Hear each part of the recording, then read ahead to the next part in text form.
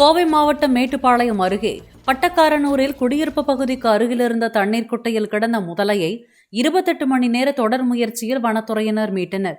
குட்டையின் மேல்மட்டம் வரை நீர் நிரம்பியிருந்த நிலையில் மோட்டார் பம்புகள் மூலம் பெரும்பாலான நீர் வெளியேற்றப்பட்டு அதன்பின் குட்டையின் அடியில் கிடந்த முதலையை கயிற்றால் சுருக்கு போட்டு வனத்துறையினர் மீட்டு பவானிசாகர் அணையில் விடச் சென்றனர்.